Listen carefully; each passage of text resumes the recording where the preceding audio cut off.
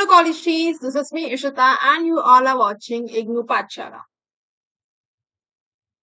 हम कवर करेंगे BEVAE 181 जून का पेपर जो पिछले साल आया था 2025 में। सो इस पेपर की हेल्प से पहले हम समझेंगे कि किस टाइप के क्वेश्चन आ रहे हैं, कितना डीप पूछा जा रहा है एंड हमारी जो अप्रोच होनी चाहिए एमसीक्यू पेपर के लिए वो क्या होनी चाहिए। सबसे पहले मैं आपको पेपर का पैटर्न बता दूं। 50 नंबर का ये आपका पेपर होगा और आपको OMR मिलेगी शीट। तो हमेशा ध्यान रखना जब भी आप क्वेश्चन 1 का कौन सा ऑप्शन टिक कर रहे हो, ठीक है, बबल फिल करने होंगे आपको उसमें। ब्लैक पेन ही आप लेके जाना, मैं ये बोलूंगी बबल फिल करने के लिए ब्लैक पेन का ही आप यूज करना और बॉल पेन का यूज करना, जेल पेन का यूज मत करना, बहुत ज्यादा जो है बबल से फिर इंक बाहर निकल जाती है। स्टार्ट करते हैं बताओ फर्स्ट क्वेश्चन। पहला क्वेश्चन है हमारा ह्यूमन मॉडिफाइड एनवायरनमेंट बताना है। तो इनमें से ऐसा कौन सा ऑप्शन है जो ह्यूमन मॉडिफाइड एनवायरनमेंट को सपोर्ट करता है। देखो सिटीज भी ह्यूमन द्वारा ही बनाई गई हैं, जिसमें मशीन्स का भी यूज किया जाता है, मशीन को भी इंसान ही बनाता है, इंडस्ट्रीज वगैरह भी इंसान के द्वारा सेटअप की गई है। प्लांटेशन जैसे कि कॉफी प्लांटेशन हो गया, ये सब भी इंसान ही करता है। बट इसका जो सही करेक्ट ऑप्शन है वो है क्रॉप फील्ड्स, ठीक है, खेती करते हैं।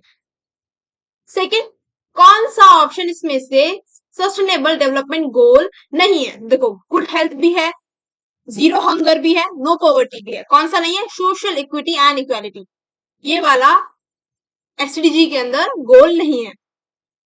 नेक्स्ट हम देखेंगे कि इन ऑप्शन में से कौन सा डिकम्पोजर नहीं है। देखो डिकम्पोजर कौन होते हैं, थोड़ा सा कॉन्सेप्चुअल जान लेते हैं। अर्थवॉर्म हो गए, ठीक है, फंगाई हो गई, ब्रेड देखते हैं ना, ब्रेड अगर हम काफी दिनों तक ओपन छोड़ दें तो उस पर कैसे ग्रीन ग्रीन फंगस आ जाती है, तो ये सब क्या है, डिकम्पोजर है। देखो वल्चर क्या होता है, पक्षी होता है, हमें पता है। हालांकि वल्चर डिकम्पोजर में काउंट नहीं होता, बट फिर भी वल्चर जो होते हैं वो क्या खाते हैं, मांस वगैरह, है ना, लेफ्ट आउट जो मांस वगैरह होता है उन सब चीजों को वल्चर खाते हैं, तो ये भी कहीं ना कहीं डिकम्पोजर का काम करते हैं। हॉक, हॉक एक बर्ड होता है और हॉक डिकम्पोजर में काउंट नहीं होता, तो हमारा करेक्ट आंसर क्या हो गया, हॉक। क्वेश्चन नंबर 4 फैक्चुअल आंसर है बिल्कुल कि बायोस्फीयर का एक्सटेंट कहां तक है। तो कहां तक है, 10,000 metre below surface of the earth and 10,000 metre above sea level से, जो समुद्री जो लेवल है उससे 10,000 मीटर अबव। फिफ्थ क्वेश्चन है हमारा primary consumer are found at, कौन से ट्रॉफिक लेवल पे मिलते हैं प्राइमरी कंज्यूमर। तो देखो पहले हम पैरामिड बना लेते हैं, तो सबसे नीचे रहते हैं प्रोड्यूसर, जैसे कि पेड़ वगैरह है ना, प्लांट्स जो हो गए हमारे, ट्रीज हो गए, वो होते हैं प्रोड्यूसर, ठीक है, पी से डिनोट कर देते हैं। ट्रॉफिक लेवल 1 पे, ट्रॉफिक लेवल 2 पे आ गए हमारे हर्बीवोरस जो प्लांट वगैरह को खाते हैं, गॉट हो गई, काऊ हो गई। ट्रॉफिक लेवल 3 पे आ गई हमारी कार्निवोरस जो मीट मछली वगैरह खाते हैं। ओके, ट्रॉपिक लेवल 4 पे आ गए हमारे सेमी कार्निवोरस के अंदर ही एक और कैटेगरी, जैसे कि स्नेक हो गए, रेप्टाइल्स वगैरह जो हो गए ना वो।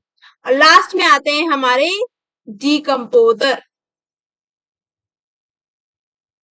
ओके, याद रखना पांचों लेवल हमें पता होनी चाहिए कौन कौन सी है, क्योंकि कोई से भी लेवल में पूछ लेगा कि 1 में कौन आते हैं, सेकंड में कौन आते हैं। ज्यादातर जो पूछा जाता है मैं आपको बता रही हूँ कि ट्रॉपिक लेवल 1, सेकंड और थर्ड में कौन आते हैं। लास्ट में तो मैंने आपको बता दिया डिकम्पोजर आते हैं। फर्स्ट में याद रखना कौन आते हैं, प्रोड्यूसर, ट्रीज। सेकंड में याद रखना कौन आते हैं, हर्बीवोरस जो उन प्लांट्स को खाएंगे। थर्ड में कौन आएंगे, कार्निवोरस। तो ट्रॉफिक लेवल सेकंड में कौन आते हैं, प्राइमरी कंज्यूमर, हर्बीवोरस को ही हम प्राइमरी कंज्यूमर कहते हैं, ये भी ध्यान रखना। Next, how much percent of water present है अर्थ सरफेस में जो कि फ्रेश है। तो 3% खाली 3% ऐसा पानी है जो फ्रेश है। नेक्स्ट, डेट्रेट्स फूड चेन किससे स्टार्ट होती है, तो हमेशा वो डेड मटेरियल से स्टार्ट होती है। ओके, याद रखना।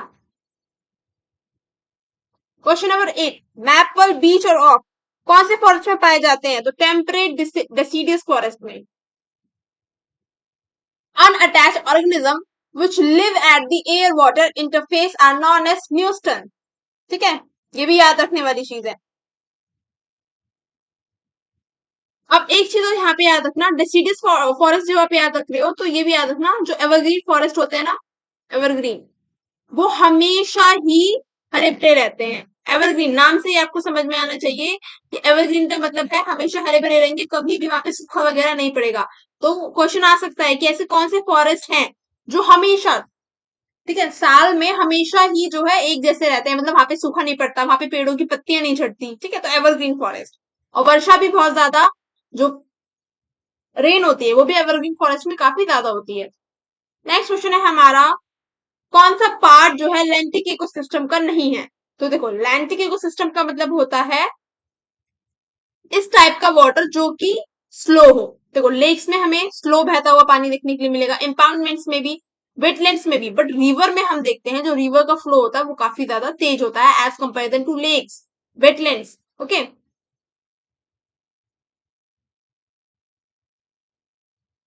क्वेश्चन नंबर 11 है, in which of the following process the solid water directly change into water vapour? तो ऐसा कौन सा प्रोसेस है जिसमें सॉलिड से डायरेक्ट कौन सी स्टेट आती है? वाटर। तो कौन सा है? सब्लिमेशन। हम देखते हैं ना कैम्फर, कपूर, कपूर कैसे जो है एकदम से कौन सी स्टेट में आ जाता है? वेपर वाली स्टेट में आ जाता है। अब आप मुझे बताओ, एवापोरेशन में क्या होता है? एवापोरेशन में क्या होता है?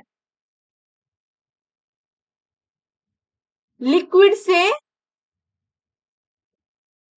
लिक्विड से वेपर में कन्वर्ट होना, ठीक है, भाप में कन्वर्ट होना, लिक्विड से वाटर वेपर में कन्वर्ट होना।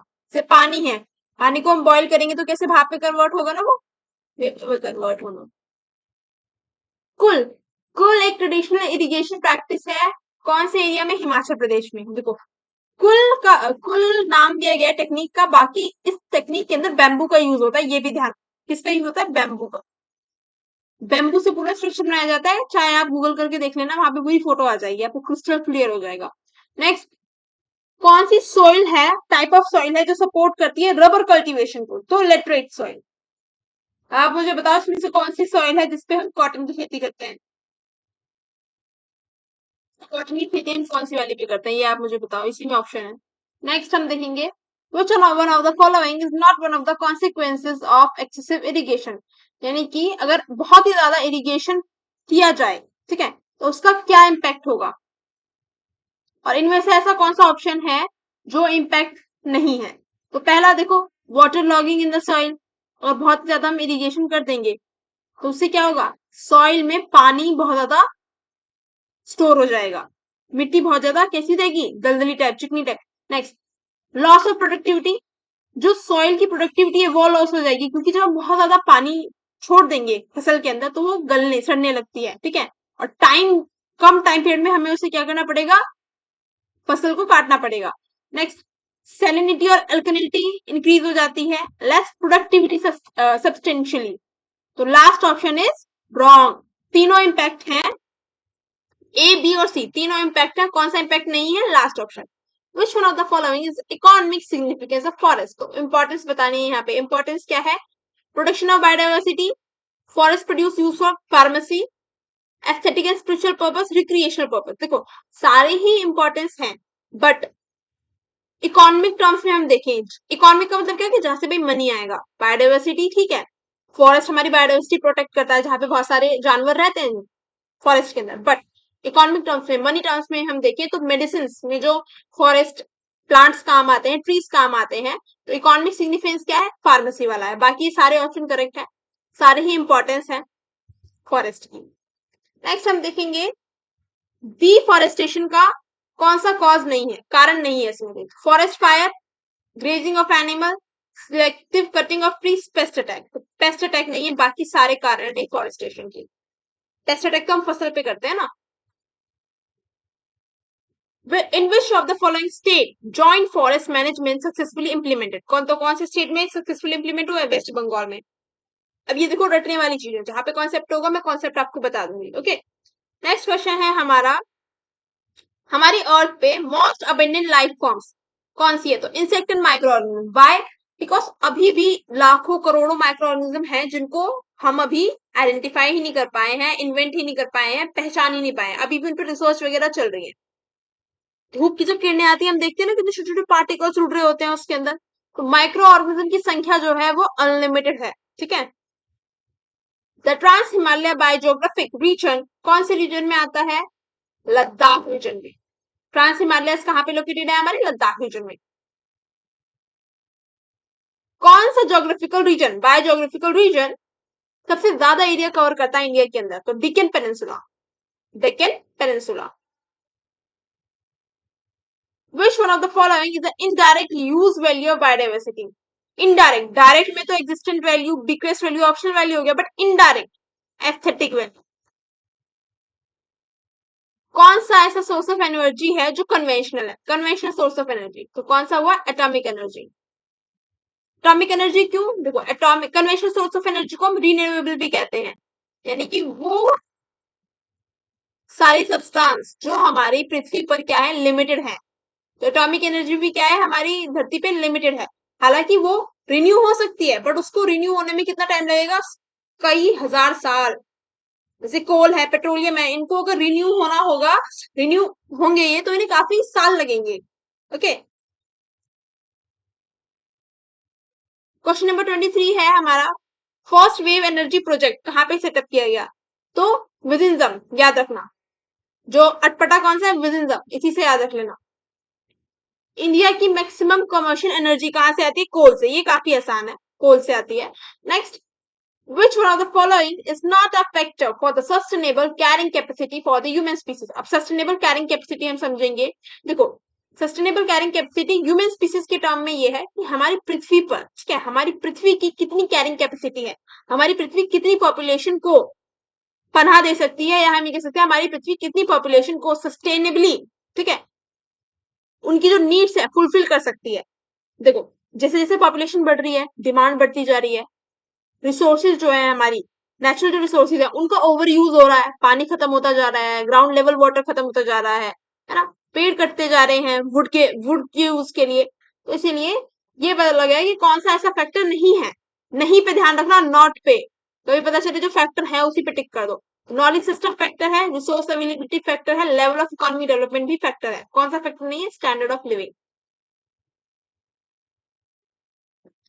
Next, insecticides particularly chlorinated hydrocarbon reduce the population level of bald eagle, यानी कि जो हम इंसेक्टिसाइड्स, क्लोरिनेट, हाइड्रोकार्बन इनका यूज कर रहे हैं, इसकी वजह से कौन सी ऐसी पॉपुलेशन है जो खत्म होती जा रही है? बाल्ड ईगल जो है खत्म होते जा रहे हैं।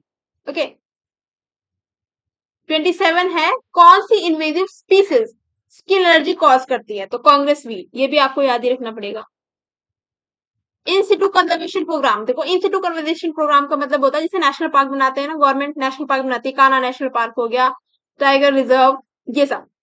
एक्स सिटू, अब इसी में दूसरा टाइप होता है एक्स सिटू। एक्स सिटू का मतलब होता है हम जू वगैरह विजिट करते हैं ना, जू एग्जाम्पल है एक्स सिटू कंजर्वेशन प्रोग्राम्स का, जहां पे जानवरों को उनकी जो, जहां पे वो रहना पसंद करते हैं वहां से निकाल के एक अलग जगह रखा जाता है, ठीक है, तो उसको हम कहेंगे ex situ conversation conservation. Institute हम कहेंगे वहीं पे उनके लिए एक ऐसा सराउंडिंग बना दिया गया, पार्क क्रिएट कर दिया गया एक तरीके से कि वो यहीं पे रहें, और उनको कंजर्व भी किया जा रहा है जिससे उनकी जो पॉपुलेशन है वो खत्म ना हो। विच one of the following wetland is located in Odisha? तो चिल्लिका। कौन सा वेटलैंड लोकेटेड है उड़ीसा में? Chilika. Non point source of pollution, तो पहले हम समझेंगे पॉइंट सोर्स ऑफ पॉल्यूशन क्या होता है। पॉइंट सोर्स ऑफ पॉल्यूशन का मतलब है किसी एक पर्टिकुलर जगह की वजह से पॉल्यूशन हो रहा है। मान लो फैक्ट्रीज में चिमनी की वजह से पॉल्यूशन हो रहा है, चिमनी से जो धुआं निकल रहा है, ठीक है, तो यहाँ पे हमें सोर्स पता है पॉल्यूशन का कि हाँ भाई चिमनी से डिस्चार्ज हो रहा है इसीलिए पॉल्यूशन हो रहा है। बट जहां पे मल्टीपल सोर्सेज हो तो उसको हम कहेंगे non point source of pollution, जैसे कि run of from agriculture fields. बहुत सारे फील्ड से क्या हो रहा है? रन ऑफ हो रहा है। किस चीज का रन ऑफ होता है? जो हम दवाई का छिड़काव करते हैं ना फसलों में, वो फिर जाके नीचे सॉइल में एक्यूमुलेट हो जाती है। तो option B is correct. Next question है हमारा 31, major source of ozone as a pollutant. तो फोटोकेमिकल रिएक्शन की वजह से ओजोन लेयर क्या हो रही है? काफी ज्यादा हार्म हो रही है। 32 हमारा ऑप्शन है, secondary air pollutant sulphur trioxide है, SO3।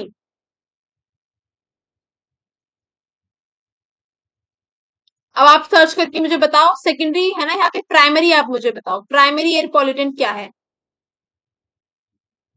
जो आप ऐसे ही याद करोगे ना, जब हम गूगल करते हैं ना तो हमारे माइंड में वो चीजें परमानेंट बैठ जाती है।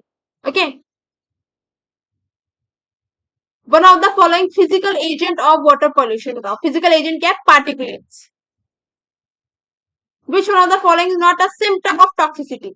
तो कौन सा सिम्टम नहीं है? देखो ये तो बिल्कुल बकवास क्वेश्चन था, ये मुझे भी समझ में नहीं आया, ये कहाँ से उठा के दिया है। मैंने पूरी बुक छान मारी, मुझे समझ में नहीं आया ये कहाँ से दिया है। Releasing ionising radiations. Which one of the following is not a biological treatment of waste? तो कौन सा ऑप्शन में से नहीं है बायोलॉजिकल ट्रीटमेंट ऑफ वेस्ट? तो कंडीशनिंग, ठीक है, डाइजेशन, कंपोस्टिंग, लगूनिंग, तीनों एग्जाम्पल हैं किस चीज के? बायोलॉजिकल ट्रीटमेंट के। बट कौन सा नहीं है? कंडीशनिंग नहीं है। Which of the following not a part of organic waste? Obviously plastic, kitchen waste, vegetable, food waste, ये सब ऑर्गेनिक है, और प्लास्टिक क्या है? नॉन ऑर्गेनिक है। 37 क्वेश्चन है हमारा, which of the following is not a benefit of recycling waste? तो जब हम वेस्ट को रिसाइकिल करते हैं तो उसका इनमें से कौन सा बेनिफिट नहीं है? It does not pollute the environment. देखो, जब हम वेस्ट को रिसाइकिल करते हैं तब हम उसको बर्न करते हैं, जलाते भी हैं। बहुत से टाइम हम क्या करते हैं कि लोहे को भी हम पिघलाते हैं, फिर उसको एक नई चीज में ट्रांसफॉर्म करते हैं। तो उस टाइम पे जो हम पिघला रहे हैं, जो प्रोसेस है, उससे हार्मफुल गैसेस निकलती हैं, तो एनवायरमेंट तब भी पॉल्यूट हो रहा है। Question number 38, inter governmental panel on climate change IPCC कब स्टैब्लिश हुआ? 1988 में। इंपॉर्टेंट है ये भी, आपके लिए काफी इंपॉर्टेंट है, पूछा जा सकता है। Ozone is found in stratosphere, ये भी आपको याद रखना पड़ेगा कि ओजोन लेयर कहाँ पे लोकेटेड है? तो स्ट्रेटोस्फेयर में लोकेटेड है। पीएच ऑफ अनपॉल्यूटेड रेन कितना होता है? 5.7। और हमेशा अब हम देख रहे हैं क्या, एक्सीड ही हो जाता है। ये जो येलो रेन हो रही है ना, इसीलिए हो रही है क्योंकि जो हमारा पीएच लेवल है रेन का, वो एक्सीड कर जाता है। 41 क्वेश्चन है, which of the following amendment made the protection improvement of natural environment a fundamental duty? तो कौन से अमेंडमेंट के तहत जो एनवायरमेंट को प्रोटेक्ट करना हमारी फंडामेंटल ड्यूटी है कॉमन जनता की? 42nd अमेंडमेंट के तहत। ये भी इंपॉर्टेंट है, याद रखना। Next is Convention on the Control of Transboundary Movement of Hazardous Waste and Their Disposal is known as the Basel Convention. जब बेसल कन्वेंशन हुई तब ये तय किया गया कि जितना भी हैजार्डस वेस्ट है उनका मूवमेंट जो है एक देश से दूसरी जगह पे नहीं होगा, ठीक है। उन वेस्ट को अपनी ही कंट्री के अंदर स्मूथली क्या किया जाएगा? रिसाइकिल किया जाएगा। क्वेश्चन नंबर 43, ये भी मेरी समझ से बाहर है। In Delhi, new vehicle should have a pollution prevention mechanism compared to option D है इसका, BS B6, हाँ BI यानी कि 6, ठीक है, BS6 छोड़ देना, मुझे तो लगता नहीं आएगा इस टाइप का क्वेश्चन। हर साल देखो 2 से 3 क्वेश्चन ऐसे आते हैं जो आपको समझ में भी नहीं आएंगे कि बुक के कौन से पार्ट्स हैं, तो इतना डरने वाली जरूरत नहीं है। बस पास से ऊपर नंबर ले आना, क्योंकि होता क्या है, ये टोटल होता है, देखो 100 मार्क्स में से आपके नंबर चढ़ेंगे। मान लो अगर आप 22 भी ले आए ना, तो उसका डबल होके चढ़ेगा, 22 का 44 चढ़ेगा आपके ग्रेड कार्ड में। और इसमें बच्चे फेल भी बहुत ज्यादा होते हैं एमसीक्यू वाले में। Question number 44, at the dawn of agriculture the world population was approximately, तो अगर हम अबाउट 8000 बीसी की बात करें तो उस टाइम पे वर्ल्ड की पॉपुलेशन क्या थी? देखो क्या घटिया क्वेश्चन है, 5 मिलियन। क्या कर लेंगे हम इसको याद करके कि वर्ल्ड की पॉपुलेशन क्या थी? One of the following term is not a part of WHO definition of health. तो जो वर्ल्ड हेल्थ ऑर्गेनाइजेशन हेल्थ की डेफिनेशन देती है उसमें कौन सा पार्ट नहीं है? देखो फिजिकल पार्ट है, मेंटल भी है, सोशल वेलबींग भी पार्ट है, साइकोलॉजिकल वेलबींग की बात नहीं करती है। 46 क्वेश्चन, कौन सा जियोलॉजिकल हैजार्ड नहीं है? तो एवेलेंच नहीं है, ठीक है। In which year did the Indian coast line experience the most devastating tsunami? 2004 में आज तक की अभी दोबारा भी नहीं आई है, और ना ही 2004 से पहले आई है। इतनी भयानक सुनामी आई थी साउथर्न रीजन में, ठीक है, जो नीचे का रीजन है ना इंडिया का, उस रीजन में। Next 48, major views on nature, तो कौन से 3 मेजर व्यू हैं? तो वेस्टर्न, ईस्टर्न, सिनेटिक, चाइनीज। इन तीनों कंट्री के पीओवीज को क्या माना जाता है? काफी ज्यादा इंपॉर्टेंट माना जाता है। इंडिया का भी अपना पॉइंट ऑफ व्यू है नेचर को लेके, बट जो मेजर कंसिडर किए जाते हैं तो वो किए जाते हैं वेस्टर्न, ईस्टर्न और Chinese. One of the following not a category of environmental equity, psychology, ठीक है। ENVIS centre at TERI work in the area of ENVIS का मतलब क्या है आप मुझे बताओ कमेंट करके। TERI का मैं बता देती हूँ, टाटा एनवायरमेंट रिसर्च इंस्टीट्यूट। तो ये किस एरिया में खुला है, टाटा ने किस एरिया में ओपन किया है, ये टाटा एनवायरमेंट रिसर्च इंस्टीट्यूट। तो ये ओपन किया रिन्यूएबल एनर्जी एंड एनवायरमेंट के एरिया। और आप इसकी डेफिनेशन मुझे बताओगे, full form. Thank you for watching the video. अगर आपको वीडियो अच्छी लगी हो तो do like subscribe the channel. अब बहुत से लोग बोलेंगे कि आपने क्या किया, सिर्फ कॉन्सेप्ट बता दिए। देखो जहां भी कॉन्सेप्ट था मैंने कॉन्सेप्ट बताया, उसके अलावा ये जो पूरी बुक है ये फैक्चुअल नहीं है, बहुत ही ज्यादा कॉन्सेप्ट है इसमें। बट जो आप अपना पेपर देखोगे ना उठा के, कोई से भी ईयर का आप उठा के देख लेना, ये भी लेटेस्ट है 2025 का ये। और अब मैं दिसंबर वाला कराऊंगी नेक्स्ट में, जो अभी दिसंबर वाले सेशन में हुआ था 2025 के दिसंबर में जो पूछा गया था वो भी मैं कराऊंगी। देखो आपको बस एक मेजर डिफरेंस ये देखने के लिए मिलेगा, कॉन्सेप्चुअल क्वेश्चन बहुत ही कम देखने के लिए मिलेंगे, सब रट्टे पे क्वेश्चन। पीएच वैल्यू कितनी होती है बताओ रेन की, 5.7, तो ये याद ही रखना पड़ेगा ना, इसमें कोई कॉन्सेप्ट तो है नहीं ना 5.7 क्यों होती है। तो ये बहुत ही ज्यादा फैक्चुअल पेपर है, तो यहाँ पे जिसकी रेक्टिफिकेशन की एबिलिटी अच्छी है तो वो नंबर ले जाएगा। And for this PDF join my Telegram. तब तक के लिए bye bye and take care, stay tuned for more updates.